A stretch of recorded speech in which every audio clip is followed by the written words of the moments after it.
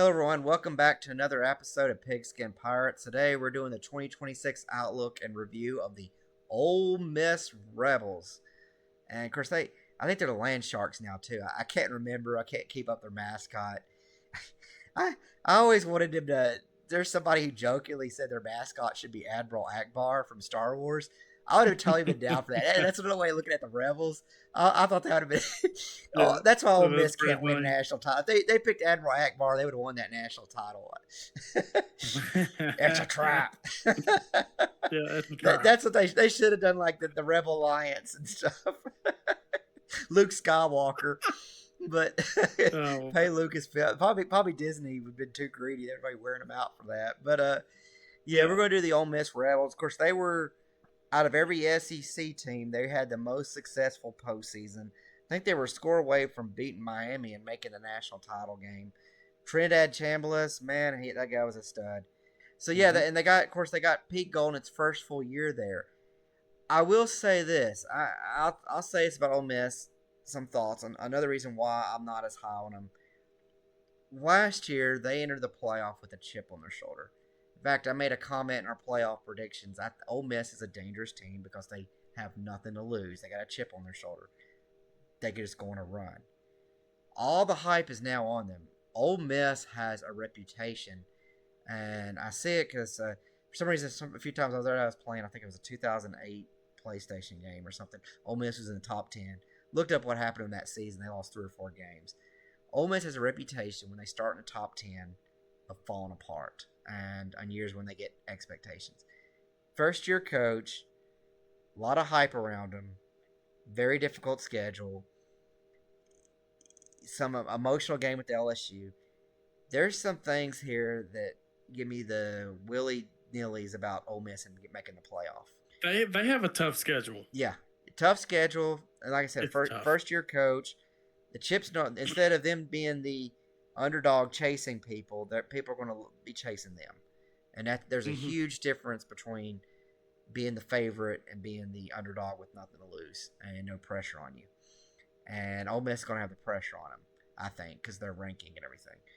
So going off the bat, they play Louisville, which is not a guaranteed win. And could they be looking ahead to LSU? I got them winning this game because I just think they got the offensive talent, especially for Ole Miss, is just that much better than Louisville. But this ain't a guaranteed win. Louisville can knock them off, especially if they're looking ahead that LSU game, which is going to be their Super Bowl. They'll beat Charlotte. Then you get arguably one of the game of the year. I think the whole country needs to tune into this game. Lane Kiffin's return to Yeah, Oxford, and you know that they're going to be. Yeah. I just as I talked about what are they going to throw in the field? The Ole Miss fans, what are they going to do to Kiffin? Dude, It's going to they're be gonna throw, dude, liquor bottles, beer cans, you name it. yeah, yeah, oh yeah. It's going to be an interesting game. Can Kiffin? If I can see a scenario where LSU wins, they get in there. He knows the team. He gets in their heads. He gets in the heads of the fan base and beats them. Kind of like what you saw 2021 Ole Miss and Tennessee. Especially the fans kind of cost Tennessee that game in a lot of ways because Tennessee actually still had a shot even with the bad calls to win the game at the end, and the refs had to penalize them and all this stuff. That kind of hurt Tennessee on a game-winning drive that could have come back and won. Ole Miss fans need to probably keep it a little bit. You want to be aggressive, hostile, but you want to not be like the Tennessee fans and get yourself in trouble. I think Texas did something like that a few years ago too. I got Ole Miss winning this. I think they'll beat LSU. Then they got at Florida. I got I got Ole Miss losing this game. I got Ole Miss losing in the swamp. Florida always seems to beat somebody in September they're not supposed to. Typically, it's been Tennessee, but they've beaten Utah that one year recently. They beat Texas. They've beaten several people in their September schedule that they really shouldn't. I'm gonna call they knock out Ole Miss loses at Florida. In the swamp. That's their first loss. Then at Vanderbilt, I think they'll beat Vanderbilt, but that's not going to be necessarily an easy game. I think they'll beat Missouri. At Texas, I think Texas will be too much for them. I mean, could they beat Texas? Yeah, but I think it's going to be too much for them. Auburn, we talked about that one earlier. There is a scenario where Auburn could beat them. Right now, I got them beating Auburn. Georgia. We talked a lot about this in the Georgia review. It is an interesting game, interesting trap game for Georgia. I got Georgia beating Ole Miss because I just think Pete Golden's going to really be in the first year learning the staff. Them being, of course, at this point the target may not be on their back as much because they've lost 2 games. They're probably in the 20s and they may not have much Right. to lose, so it could be dangerous for Georgia. I had Oklahoma. That was the 4th loss that game, so I got them at 8-4. Then I got them winning the last 2 against Wofford and Mississippi State. Mississippi State is always an interesting rivalry game for them, but I just think they're too much for Mississippi State right now. And that's how I have them going to a disappointing 8-4 a lot. Actually, 2 times recently, I think one of the years under, I think it was Houston Nutt, and then a year under what's that one coach? They started out top 10. Coach O. Yeah, Ed Orgeron. Maybe. They started out ranked in top 10 and then kind of fell apart. But Hugh Freeze. I don't think it was Hugh Freeze because like he won there. It was somebody else though. They had a year and it was like they had a star quarterback and all this stuff, and they kind of went 8-4. It was one of the Eli Manning's years. I'm thinking about now. That I think about. You had Eli Manning, and then you had the one after Eli Manning. Well, Houston. This one quarterback is really good, and they kind of fell apart. But yeah, I think that I think it's just a lot to ask for Pete Gold and this team to come out and be at the level they were in the playoff. I think everybody's expecting that. Right. I don't think that's going to happen. But Sawyer, what's your take? I know I've been talking a little too much on this one. No, 8-4 seems to be probably the lowest that they can go. I mean, I can actually see 9-3 as well. That LSU game, dude, that's just going to be the most emotional, probably the most hard-fought game that they have this year, just because of all what happened last year with all that drama and all that BS that came with it. I think Ole Miss is going to win that game just because they're at home and their fans are going to be rowdy. So the fans are going to win that game for Ole Miss. So, I mean, honestly, right off the bat, they're going to be 3-0. They're going to be looking promising. And then they go to the Swamp, like you said. The Swamp is always a tough place to play. Shoot, it doesn't matter who the head coach is. You've seen it. I've seen it. I think I can see the Edge going to Florida. Just because, they're playing at home. It's something about September. Florida's always tougher to beat in September than they are October and November. Being a Tennessee fan, we always played them in September, and when we did, we often lost to them. There were some years they moved us out of September, and we actually performed very well against Florida and beat them on a lot of those years. So if you look at Tennessee, when it's not been in September, they've actually done pretty well against Florida. And I've noticed that just in general. Florida tends to knock off people in September. Something about Florida in September in the Swamp. It's crazy. Yeah. Maybe the heat or something. I don't know, man. It could be the humidity. My theory too is Florida has they always have a lot of talented players. They always have a lot of speed. Even when they're bad, they still have players. And that speed, early on when the team's not being gelling together, that speed kind of plays more of an advantage for Florida versus later in the season when these teams are more used to covering people, more used to running the routes and all that. And plus, man, just think about what that can do to Florida's program if they beat Ole Miss, especially with Coach Summerall coming in their first year, getting his first signature win, especially in the SEC on the road, or obviously at home. Sorry, but I can see Florida. Yeah, but I don't know. They'll be a little hesitant because Billy Napier did that a lot too. But he'd have that one win every year. I think it was one year it was Tennessee, one year it was Utah, one year it was Texas. But he never got over that hump, and he'd beat these really good teams, but then he'd still have a losing record. Yeah, I can see Trinidad Chambliss having an off day at the Swamp. Yeah. So give me Florida to that one. Now, then they go to Nashville to play Vandy. Give me Ole Miss to win there. I don't think it's going to be that much of a headache for them.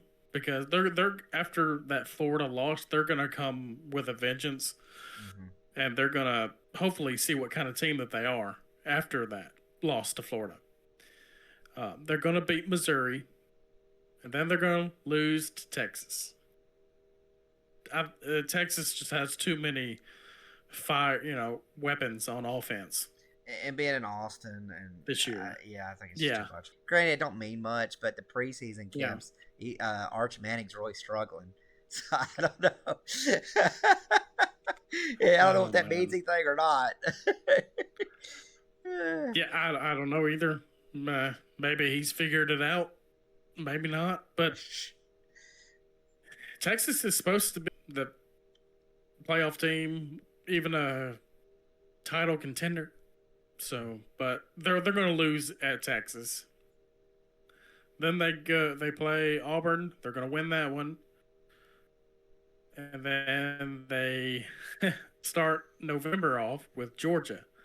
And to me, Georgia is the best team in the SEC this year, as they pretty much always are. You can't really go off of what happened last year in the playoff and in the regular season match, because it's a new team this year for both squads, besides the quarterbacks. Well, Georgia So did return a lot of the same players from last year. They were did the they? youngest team in the Okay. SEC last year. Georgia was the youngest. Tennessee was the second youngest. Both of them returned a lot of players. Georgia returned more than anybody. Mm-hmm. And it's not Yeah, they won I the don't SEC. see Keep them that in doing mind. So they don't bode well for Georgia's opponents. that. They go to Norman by Oklahoma. I can see Oklahoma giving Trinidad a fight because of their defense, and Brent Venables is known for his defense. But I think Ole Miss can win that one. I think Ole Miss has the edge on that. Did you have Ole Miss Then beating they're going to beat Georgia? Wofford. My apologies, I interrupted you No, I earlier. had Georgia. I You had had Georgia winning. winning that Okay. one. Yep, I had Georgia winning that one. And then they play Mississippi State, Egg Bowl, and I think they'll win comfortably against Mississippi State. Basically, you and I have the same season, except I had them losing at Oklahoma. You had them winning, which Mm-hmm. the nightmare scenario of Oklahoma, I didn't hit as much on the preview I did towards the end because I was just thinking about it. But there is a scenario with them having those three difficult games to start out the season. If they go 2-3, the fan base, the team, everything falls apart. In that scenario, winning in Norman won't be that difficult for Ole Miss. That's a game they could win. There's so much unknowns because some of these other teams are so unknown too. There's scenarios where you could say, "Oh, this team could be really good." Depends on how ball bounces in a game. Because like Oklahoma's that Michigan game. They got Georgia and they got Texas. And those are if they go 0-3 against that slate, Oklahoma's in serious trouble as a program. Yeah. Man. I brought that up in their review. I'm sorry, I'm talking about another team's review, but that impacts Ole Miss. Where if you got Oklahoma now that's got 4 or 5 losses at that point, it's falling apart. That's not the same as an Oklahoma that's competing for a playoff. Exactly. Look, I mean, their schedule is fairly rough in October. Half of it is fairly easy. Then the bottom half it can be tricky. But I mean, the November slate, Georgia, I just don't know, man. I mean, Georgia just seems to be the best team. They gotta beat Louisville. They can't afford to lose Louisville in that opening game. Right. If they start that, their whole season will start to get derailed. It's almost like that Georgia Tech with Tennessee. I agree. We were talking about Yeah. Baylor with Auburn. If they lose to Louisville right off the bat, their season could quickly get derailed. And the more I look at that, the more I think that's not necessarily a gimme for them. People are going to act like it is, but I don't think it's going to be a gimme for them. Then that game against LSU looks less intriguing if that happens. It'll be intriguing either way because the whole Kiffin returning, but yeah, if you're not SEC, you're not Kiffin knowledgeable or SEC fan, you would be tuned out at that point. Right. I can kind of see really, it's almost like the Tennessee analysis. The more I look at it, there's a scenario where they can win 10 games or maybe even 11. Another scenario they can go even as bad as 7-5. It's this team. I feel like this team, maybe to a degree, if I went back and did get Oklahoma, LSU, Tennessee, those teams could really fluctuate back and forth. They could end up being really good and make the playoff, or be down to 7 or 6 win range. I think this is one of those teams that could be in that. I just don't know. I don't know what Pete Golden's regime is going to look like at Ole Miss still so far. I don't think the playoff was enough to tell. And I think everybody's reading what they did in the playoff. I think they'll just pick right up from there in September 6th. I don't think that's going to be the case. I mean, honestly, I have no issues with their offense with Chambliss behind the center. I don't have any issue with that. It's mainly their defense. Golding, he's known for defense. Obviously, he's been a DC for years, and now he's a head coach. But he's still going to be the DC role as Ole Miss's head coach. To me, it really depends on how their defense plays this year. Because, look, even I saw it when he was at Bama, his first couple of years there. Our defense was not that great. I mean, our secondary was soft when he was there. We blown quite a bit of coverages, wide open looks. So to me, can he actually change up his defensive scheme this year and go more of like, man to man? Or is it just going to be the same? We'll bark, but we're not going to bite per se. Sure. That's what this is to me. Can their defense actually win them some games? Because we know their offense can. I agree. It's going to be an interesting team. I don't think it's going to have the same feel as the Kiffin team, and we'll see what that translates into. But thank you everybody for tuning in to listen to the 2026 Ole Miss preview. Once again, like, subscribe, watch some other videos. Maybe I sold the pitch on Oklahoma because that has the lowest views right now. Go watch the Oklahoma preview. Support us on that one. I think of all the team we've done so far. I can understand maybe a Mississippi State being really low, or a Kentucky because they're going to be terrible. And I was the only one on the block. I didn't like doing the solo ones. I really like Sawyer. Thank you for joining. I like having missed Colin. I hope we're hoping to get him back for some of the other ones as well. But part of the fun is having Sawyer and Colin here, and me doing it solo is not the same. But Sawyer, last parting thoughts for you. Like I said earlier, we'll see what they can do. Hopefully the LSU game is not too much for them this year, which, I mean, it probably will be. Let's just be honest. It probably will be for both teams. Yeah. If it's not too big for them, then they're going to have a good year. Well, it's interesting. And Louisville too. Louisville, like you said, it can be a tricky game to start the season. Interesting. But both LSU and Ole Miss have a tough game right after that one too, and I think my analysis, I had them both losing. I had LSU losing A&M, and I had Ole Miss losing to Florida. Go Vols, and Sawyer, you gotta say it. Roll Tide, baby. That's what I was expecting you to end on that. But hey, thank you again for tuning in.